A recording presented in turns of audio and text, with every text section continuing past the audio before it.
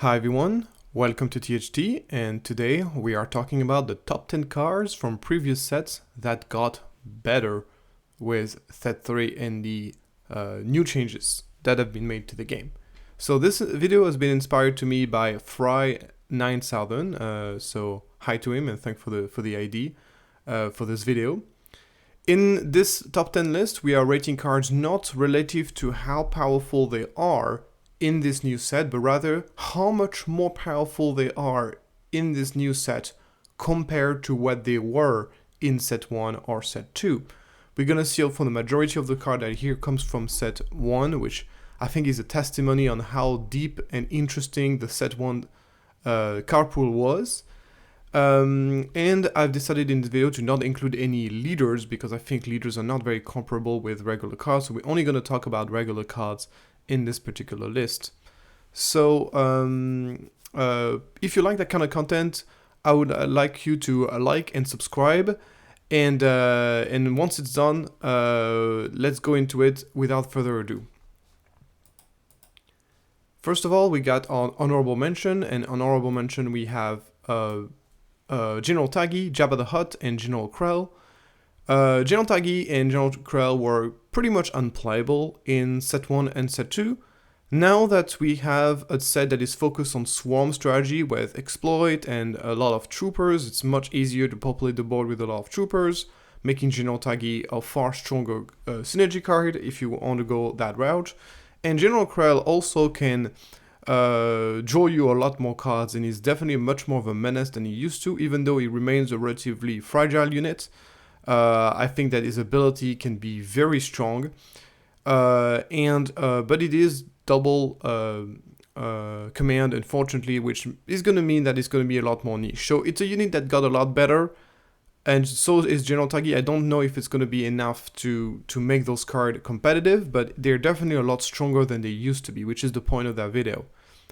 Then we got Jabba the Hutt. Jabba the Hutt is a lot stronger simply because there's just more tricks. It's one of those cards that I was listing as one of the cards that will get better eventually as time goes by, and as we're getting more and more tricks, Jabba the Hutt is getting stronger. One of the best tricks right now is obviously now there's 2 of them.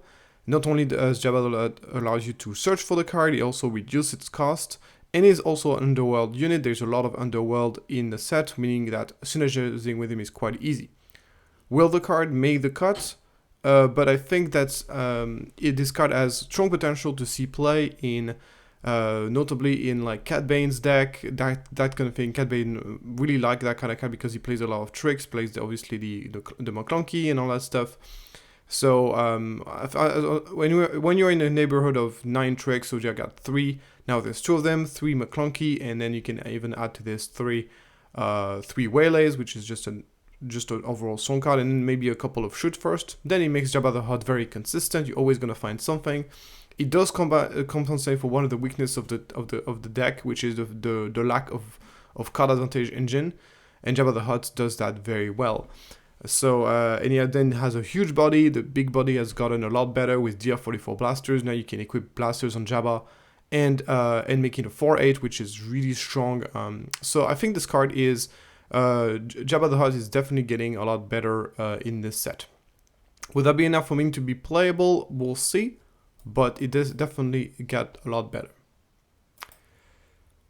So a lot of cards that I put on the top 10 list are going to be dependent on how the meta is going to shape up. Here, basically, I'm hoping that the exploit archetype is going to be a thing.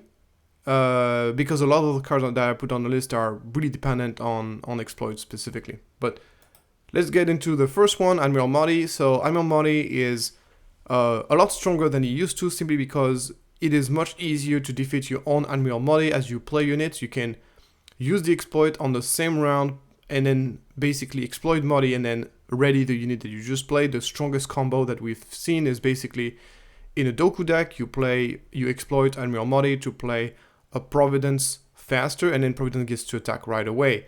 And that's a pretty big deal because Providence does have can swing for a lot of damage whenever it attacks.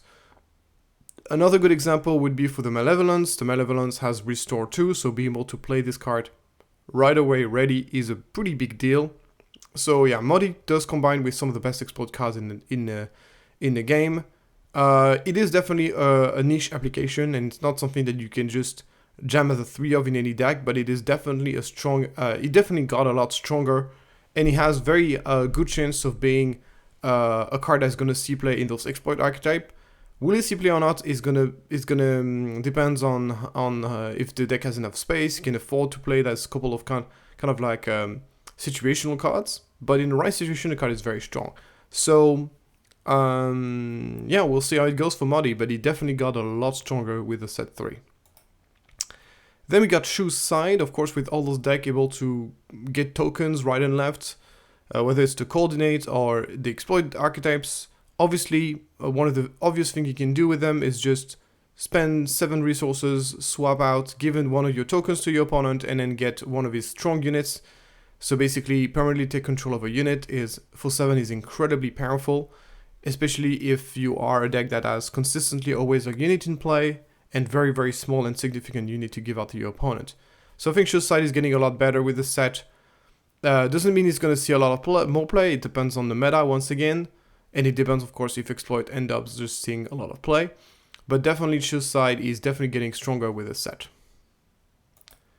Number 8, we of course have all the AoE removal. I also put Evacuate in there because I think Evacuate is getting a lot stronger because Evacuate permanently remove those tokens.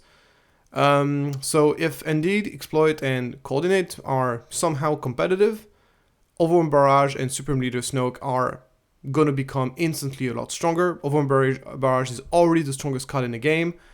I think also the fact that the recent ban of Boba means that aggro is gonna see more play. Overwhelm Barrage is one of the best cards against aggro, so Barrage is definitely gonna see a lot of play in this new meta. Supreme Leader Snoke is another interesting one. He's obviously a great counter to those token archetype, but also I think those Django all space deck. Supreme Leader Snoke is an excellent top curve card because most of those units in this deck have 2 health, which means that Supreme Leader Snoke hits the battlefield, everything dies pretty much. So Snoke is really a hard counter to the specific archetype. So yeah. Basically, meta movement that I've seen combined with the fact that we might see also some exploit archetypes seeing play means that those AoE effects are going to become a lot stronger, even though they are already extremely competitive in the case of Barrage and Snoke. Then we got in number 7, ISB Agent, which is another consequence of Boba being basically banned. Mean that now Jango Fett is going to take its place, and ISB Agent is very strong in Jango Fett because comes into play, deal damage to a unit, tap down that unit, and then you got a 1/3. Obviously, you can use Tarkin Down to kill off that unit, and you can also ISB Agent as a body to just attack the enemy units to tap them as well afterwards. So ISB Agent is just really strong in this deck. Assuming you're playing enough events to trigger his ability consistently. So I really think this card got a lot better with this set. ISB Agent was already strong with Boba because Boba Tarkin Town in Boba Red, because you could just use Tarkin Town and tap a resources and then play another unit and stuff. That was cool, but I think ISB Agent is going to be a little bit better in Jango Fett. So that's obviously depending on whether Jango Fett is going to see play or not. Then we got Gamorran Retainer. So Gamorran Retainer is gonna be a lot better in the set simply for his combo with one of the best card in the set, which is Huyong. So Huyong comes to play, give +2/+2 to Gamorran Retainer, and also gives him Sentinel as it is a command unit. And now you end up with a 5/4 Sentinel on turn 2, which is just very powerful. I think Gamorran Retainers was already a very strong card in set 2. I actually rated it as the best mono command card in set 2 in my first ranking video. Turned out that it didn't really happen that way. Gamorran Retainer is not the best command card in set 2, but is pretty close to it in my opinion. Is definitely on the top 5, top 4 best card in the set in terms of mono green cards. And I think that it's gonna get a lot stronger in the set because it combines very well with what I believe to be one of the strongest card in the set, and also just a 3/2 for 2 is just going to be very strong in a very aggressive meta that we are expecting, notably with Sabine is going to be so prevalent. So I can see Retainer being very strong in that context. Number 5, we got Fourth Throw. So obviously, set 3 has a lot of Jedi in it, so that means a lot of Force units, which makes Fourth Throw basically stronger. So the more Force units are getting printed, the stronger the card is. One of the best leaders in the set are Force leaders, whether you talk about Anakin, Yoda, or even Quinlan. All those leaders are Force, making Fourth Throw naturally just a much better card than it used to be. And yeah, because FFG keeps on printing Force units, unfortunately, we still haven't seen anything better than Fourth Throw as far as fourth payoff, which is a bit disappointing. I was expecting to see at least one new fourth payoff, maybe in a different color, maybe in Cunning, that would have been nice. But unfortunately, right now we're still stuck with Fourth Throw, and Fourth Throw is getting better and better as a result. Then we got a number 4, we got Count Dooku. So Count Dooku is already kind of been a playable card here and there, but it has basically become very niche, especially in set 2. But basically Count Dooku as a leader does make Count Dooku as a unit a lot stronger, because Count Dooku as a leader, Count Dooku's ability is a lot better on units that don't have exploit, because getting a 2 resources discount on a unit that doesn't have exploit is much stronger than giving an extra exploit to a card that already has exploit 2 or 3 or 4. So for all these reasons, Count Dooku is just very good, because you get basically a 5/4 shielded that kills a unit for 5, which is very powerful. So my opinion, Count Dooku is one of the best units to cheat in play using Dooku's ability. And it's definitely a card that is, in my opinion, an automatic 3-ofs in all the Dooku blue decks, which is currently the best way to run exploit. He's definitely getting better with the set. We'll see, of course, if this deck ends up being competitive, but I would be shocked if this deck ever becomes competitive. I'll be shocked if it doesn't have 2 or 3 copies of Dooku's in it. In the same vein, we got Vanguard Infantry, which is another great card with Dooku leader, that allows you to basically play a 3-drop on turn 1 and adding a +1/+1 counter on it. So the classic play is you go Vanguard Infantry, you exploit him, you play a Grievous, and then you get a +1/+1 counter on that Grievous. That means you get a 5/5 on turn 1, which is very powerful.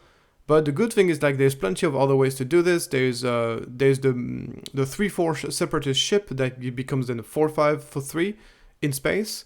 You also got the Magma Guard, which is a 3/4 Sentinel. It becomes a 4/5 Sentinels, at least Sentinels until the end of the round. That is also very strong. And obviously, even later on in the game, Vanguard Infantry is not a bad card, because paying Vanguard Infantry exploiting basically reduces by 1 the cost of a card you have in play, and then you give an experience token. Just a really solid card in this deck, and a card that basically saw absolutely 0 play, and now is becoming almost, in my opinion, an auto-include in the Explode Archetype, and that is a very jump in power level. Once again, we're not judging the card on how powerful they are in a new meta, we are judging the card relative to how powerful they were before and how much more powerful they are now. Mace Windu also got a pretty big power boost. Obviously, the fact that now we have all those tokens, meaning that it's much easier to come into play, kill something, then untap, kill something, untap, kill something, untap, that kind of thing. Also, we got Mace Windu's lightsaber, which is pretty strong in my opinion. Even though, of course, playing the lightsaber, just because you're playing the unit, not exactly super, that will be super situational, but yeah, that's a little boost as well. But in my opinion, the biggest reason why Mace Windu is going to see a lot of more play in set 3 than it has in the past is because of its combination with now there's 2 of them. Obviously, people who play decks that played now there's 2 of them, they want to jump from a turn 2 play into a turn 5 on turn 2, into a 5-drop on turn 2. But basically, Mace Windu, but having some expensive force units basically allows you to cheat. Now there's 2 of them, even like later on in the game. Now there's 2 of them deck. People have been playing it with Luke, Jedi Knight, but it turns out that it's easier to play it in a red decks because of there's just better 5-drops and then better Jedi 5-drops in the 4s. Like, this is debatable, but basically, if you're playing, now there's 2 of them, and you're playing red, most likely you're playing Mace Windu. So that's it's a strong jump in power level for the card, which has always been a decent card, to be fair. Moving on, we have obviously the most obvious example is You Are My Only Hope. This card came from a complete trash card that basically never sees play to a powerhouse in a specific deck. So obviously your the combo is obviously with Yoda as a leader. You need Lives play, which is very easy. It could be on either side, either your opponent or your opponent. You use Yoda's ability. You draw a card, you put one of your cards on top of your deck, most likely you're going to have a 5-drop, or even like a 7-drop if you're playing this on turn 4, sorry. And then you play You're My Only Hope, and then you get to cheat that you need to play paying 5 less for it, so you're paying 3 for 5 less, so that's a 2 resources discount. So it is basically kind of very similar to Now There's 2 of them, but in my opinion, it's much stronger. It's much stronger, first of all, because you're not doing card disadvantage. You're not trading 2 cards for 1. You're basically playing a card from the top of your deck, not from your hand. That means you're only spending 1 card to make that happen. The other reason why it's so much stronger is because it doesn't have the same deck building constraint. You don't have to have units that share the same traits. You don't have to have a unit in play, and exactly 1 unit in play. You don't have to... So there's a lot of loops that you don't have to go into, though, for the fact that it is basically mono-white, meaning that you can play this in combination with any other color. So it's so much easier to use. All is required is for 1 unit to live in play, and then that's it, you can use it. So it is it's very difficult to play around for the opponent, because all you have to do is have this unit that just crash into the opponent on turn 1. And that's it, you can play this on turn 2. So it is a lot easier to play, and also you can cheat and play units that are far more powerful. I think one of the best 5-drop in the game is basically Admiral. So the fact that you can play a Admiral on turn 2 using You're My Only Hope is just incredibly powerful. So